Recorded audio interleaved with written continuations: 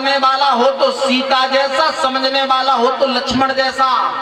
ऐसा नहीं होना चाहिए इन जैसो। जे गए ससुराल, इनकी ससुराल रहे पूरब गाय। तो एक बात और बताऊं, अगर ससुराल पूरब में हो तो दामाद की सेवा बहुत होती है। तो घरे इनकी माता जी ने जे कही लला रोटी खाए लो तब जाइयो। सब दिन तो इनने शॉपिंग करवे में मार्केट में लगा दिया, और जब लेट है गए जवाब दो माता जी भूख ना आए वहीं खा लेंगे। ससुराल जाए की खुशी में रोटी ना खाई।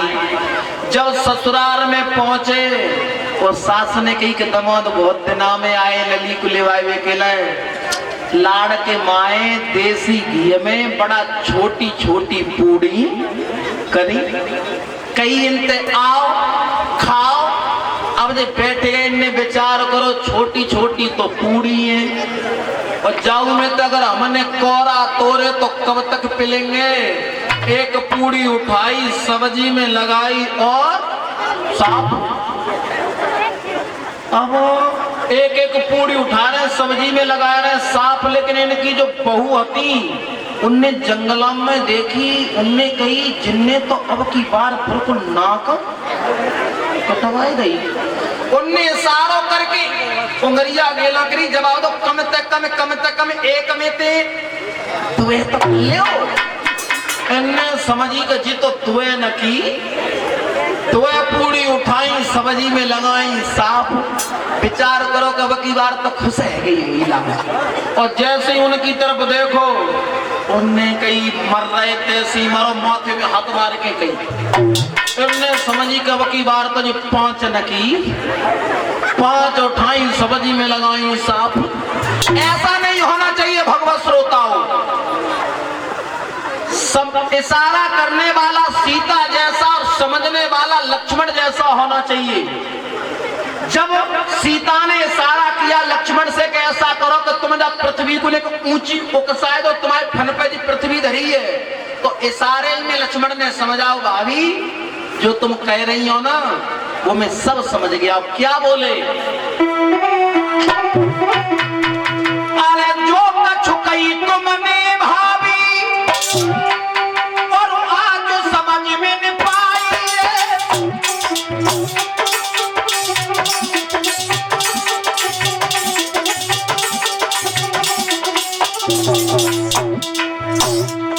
अरे जो कछु कही तुमने भाभी और आज समझ में न पाई कि मेरे ही फल पे भूमि धरी का पत्नी गुने उठाई।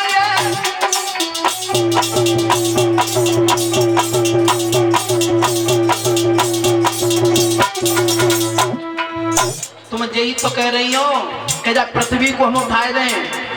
इस सारी में सीता जी ने कही हाँ हम यही कह रही हैं। उसी समय लक्ष्मण बोले कि मेरे ही फन पे भूमि टिकी पृथ्वी गुने उठाई और उतनी भाभी उठ जाओगी और उतने उठे न घुराई।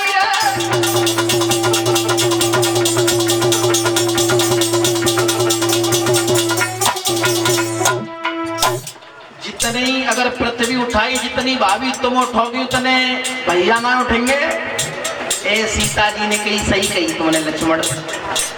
जवाब दो कछु तुम ही करो कैसे माला पड़वाओ। लक्ष्मण जी बोले अगर ऐसी बात हो तो हम 1 मिनट माला पड़वा दें। जवाब दो तो पड़वाओ। अब लक्ष्मण जी सोच रहे हैं कि कैसे माला पड़वाएं। उसी समय अरे सोच समझ के लक्ष्मण ने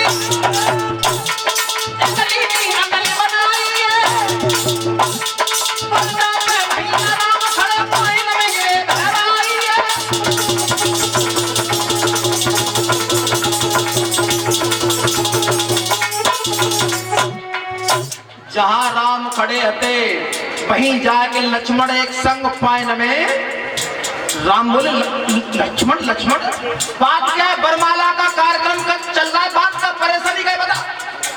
अब उसी समय लक्ष्मण उठ नहीं रहे।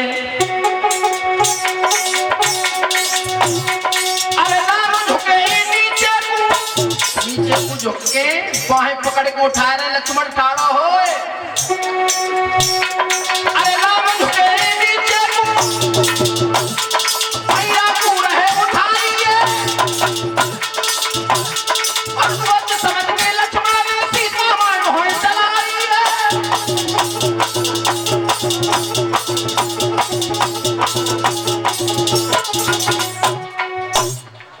वे तो उठाए रहे, तब तक लक्ष्मण जी ने भौं से इशारा कर दिया भाभी। अरे सोच समझ गई लक्ष्मण जी, सीता माँ भौं चलाई है और भैया नीचे पूरा सोच रही हो जाई है।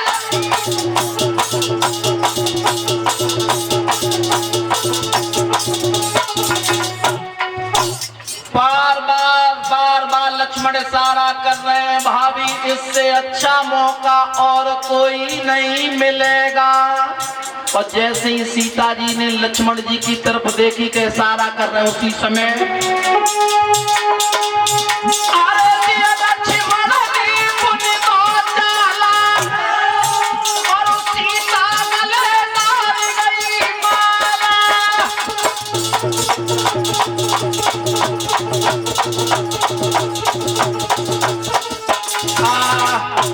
इस तरीका से सीता ने माला प्रभु के गले में डाल दी। सब लोग बड़े ही खुश होने लगे हर्षोल्लास के साथ में।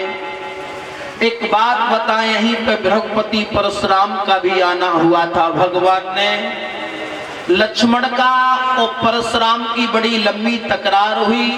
अंत में भगवान श्री राम ने अपने जो चिन्ह बनाए थे उनके सीने पर वो चिन्ह दिखाए हैं। प्रभु तुमने जो लात मारी थी हमारे सीने में, अभी तक वो चिन्ह मिटे नहीं है। वो समझ गए थे कि अवतारी हैं। उसी समय पत्र भेजा अयोध्या में, महाराज दशरथ से ये कहा कि बारात सजा करके लाओ।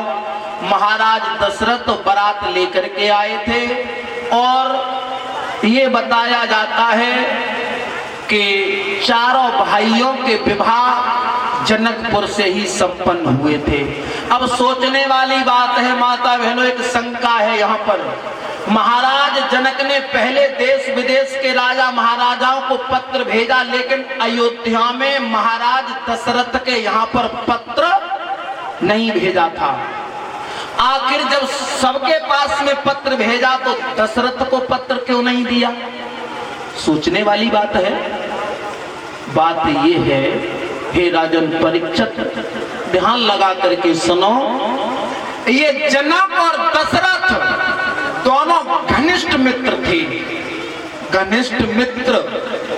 तो एक बात बताऊं माता बहनों, जब तक मित्रता चलती है तब तक बहुत चलती है, और जब मित्रता शत्रुता में बदलती है रविंद्र भैया, और जितनी घनिष्ठ मित्रता होती है बात ठीक दूनी शत्रुता बन जाती है।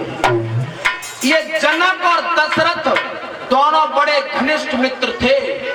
एक दिन की बात, जनक जीवनी विद्या सीख करके आए थे। जीवनी विद्या तो आकर के दशरथ से ये कहा कि देखो दशरथ, हम जीवनी विद्या सीख करके आए हैं, मरे हुए को जीवित कर देते हैं। हमें विश्वास नहीं है। दशरथ ने कही हमें विश्वास ना है कि तुम मरे हुए को जीवित कर लोगे।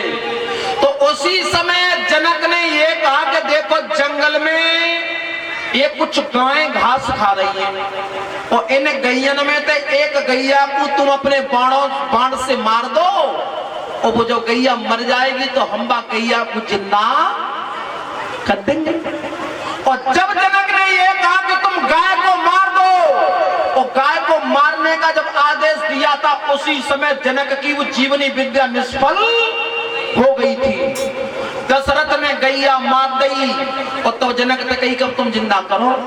जनक ने बहुत मंत्र पढ़े, लेकिन भगवत श्रोताओं वो गाय जीवित नहीं हुई। उसी समय से महाराज दशरथ ने ये कहा कि तुमने जानबूझ करके मुझे गौ हत्या लगवा दी। आज के बाद में न तो मेरी शक्ल देखना और न मुझे तुम अपनी बाई जनाते बड़ी शत्रुता है गई ताई कि मैं उन्हें पत्र नहीं भेजा था। भगवत श्रोताओं, धीरे धीरे धीरे धीरे समय व्यतीत होता चला गया। संत भगवानों के लिए एक तख्त की व्यवस्था और करवाओ वरुण देवताओं, और जो लोग पीछे खड़े हैं उनसे हाथ जोड़ करके निवेदन करेंगे, भैया बैठ जाओ, है ये घोड़ी पई पई बांध दे कहूँ है और बैठ लो तो ज्यादा बढ़िया है। भगवान की कथा में बैठ करके सुनो मेरे भगवत श्रोताओं। चारों भाइयों के विवाह जनकपुर से ही संपन्न हुए थे। राम का विवाह सीता के साथ में और लक्ष्मण का विवाह उर्मिला के साथ में और शत्रुघ्न का विवाह श्रुतकीर्ति के साथ में, भरत का विवाह मांडवी के साथ। धीरे धीरे धीरे धीरे समय व्यतीत होता चला गया।